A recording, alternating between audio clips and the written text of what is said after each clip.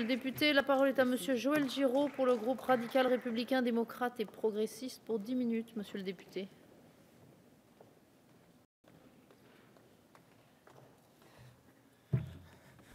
Merci. Madame la présidente, monsieur le ministre, madame la présidente de la commission des affaires économiques, monsieur le rapporteur, chers collègues, les journées d'initiative parlementaire sont riches en sujets divers et variés. Les groupes parlementaires déposent des propositions de loi souvent intéressantes, parfois avec un brin d'opportunité. La maîtrise de l'ordre du jour du Parlement par les groupes minoritaires est une avancée démocratique incontestable, mais nous pouvons en améliorer les modalités en repensant ensemble la façon dont elle pourrait être plus féconde, à l'image d'ailleurs de ce qui vient de se passer à l'instant sur la PPL relative à l'incapacité pénale des personnes définitivement condamnées pour pédophilie. La proposition de loi soumise à notre examen cet après-midi, visant à la rénovation des casernes par l'ANRU, l'Agence nationale de rénovation urbaine, présente plusieurs avantages. Le premier d'entre eux, c'est de nous donner une nouvelle occasion de rendre hommage aux militaires, gendarmes et policiers.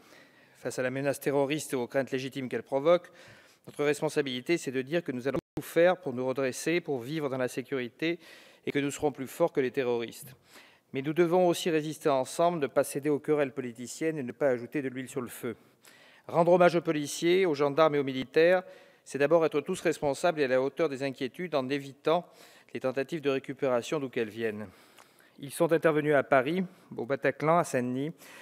Ils ont risqué leur vie, certains ont été blessés, des policiers du RAID et de la BRI, des gendarmes, des forces de sécurité, des pompiers, sans parler des médecins, des chirurgiens, des infirmiers et tous les fonctionnaires qui ont eu un comportement exemplaire dans une situation de crise pour sauver des vies. Redire notre respect et affirmer notre soutien à toutes ces personnes dont la mission est d'assurer notre protection, c'est d'abord montrer de la dignité par rapport à l'immense courage et la générosité dont ils font preuve. Nous sommes dans un temps où les responsables politiques doivent manifester humilité et modestie. Ce sont ces policiers et ces militaires qui étaient en face des terroristes, prêts à se faire exploser à tout moment. Ce sont ces policiers et ces militaires qui chargeaient face aux rafales. Ce sont ces policiers et ces militaires qui étaient dans la salle du Bataclan et ont dû dénouer une situation extrême au milieu des cadavres et des blessés. Gardons-nous donc de verser dans les altercations et les chicanes. C'est le temps du deuil où nous sommes, la meilleure façon d'ailleurs de témoigner de notre respect. Au nom des députés du groupe de RDP, je veux aussi dire notre respect à nos collègues François Demazière et Serge Grouard. Leur travail est remarquable. Il témoigne de l'implication des parlementaires sur une question finalement assez simple. C'est d'ailleurs la vocation des propositions de loi, puisque nous ne disposons pas des services et de l'administration d'un ministère pour bâtir des propositions de loi complexes. Monsieur le rapporteur, nous saluons vos efforts et nous vous remercions d'avoir pris en charge ce sujet de la rénovation des casernes en tentant de lui apporter une réponse. Votre proposition de loi est l'aboutissement d'innombrables heures d'audition, d'écoute, de concertation, de travail de rédaction. Quelles que soient les positions et les observations de chacune et chacun d'entre nous sur les divers éléments de cette proposition, je pense pouvoir dire sans prendre de grands risques que nous sommes unanimes pour reconnaître la quantité et la qualité de votre travail. Cette proposition est un bon exemple des possibilités données aux parlementaires pour défendre, diffuser et faire avancer des idées pour répondre à des problèmes concrets de nos concitoyens. Sans cette initiative qui apporte une réflexion complémentaire pour prolonger les efforts, il n'est pas impossible que le rythme prévu pour la rénovation des casernes eût été moins rapide.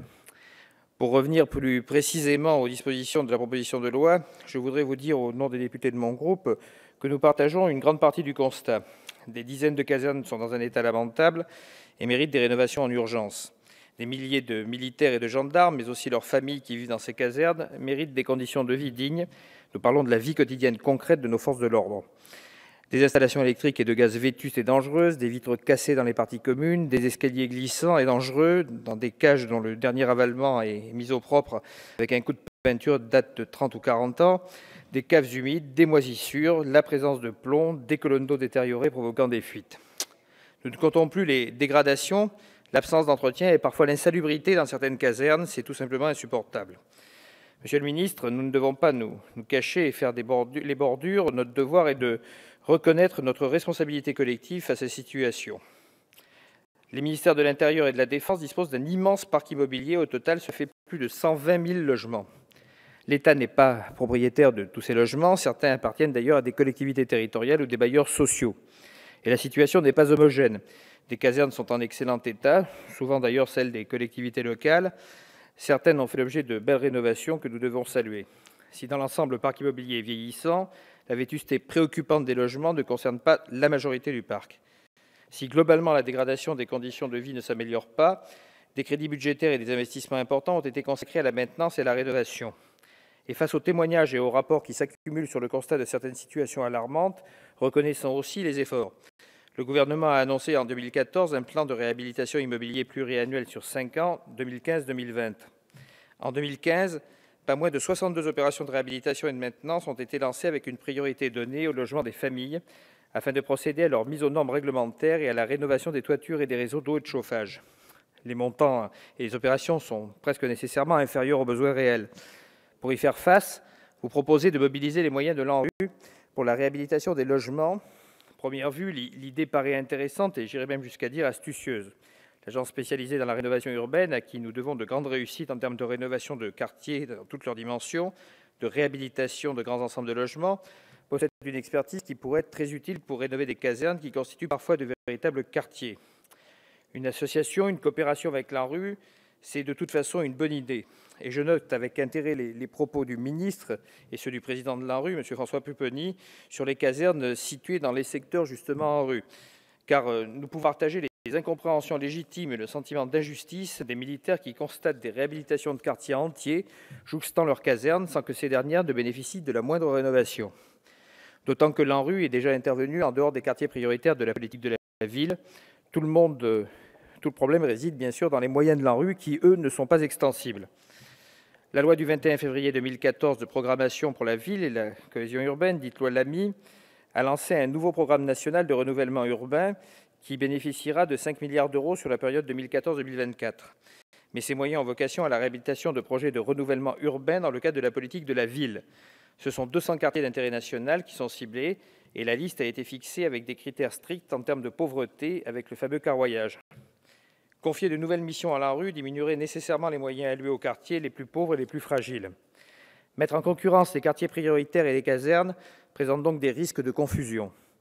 Le financement des rénovations urbaines repose depuis 2009 sur Action Logement, dont la mission est le logement des salariés des entreprises privées grâce à une contribution de 0,45% des salaires.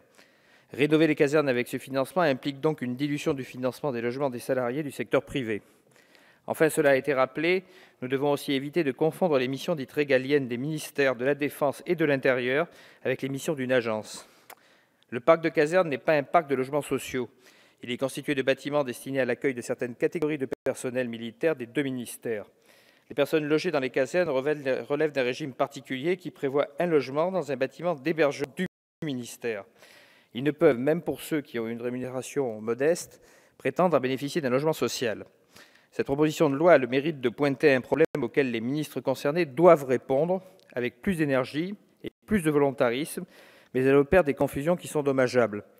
Dans ces conditions, tout en reconnaissant l'intérêt de l'interpellation, et notre groupe sera plus que vigilant et mettra le gouvernement face à ses responsabilités en la matière, mais malgré le travail sérieux et les bonnes intentions du rapporteur, nous ne pourrons pas voter pour cette proposition de loi. Merci, monsieur le député.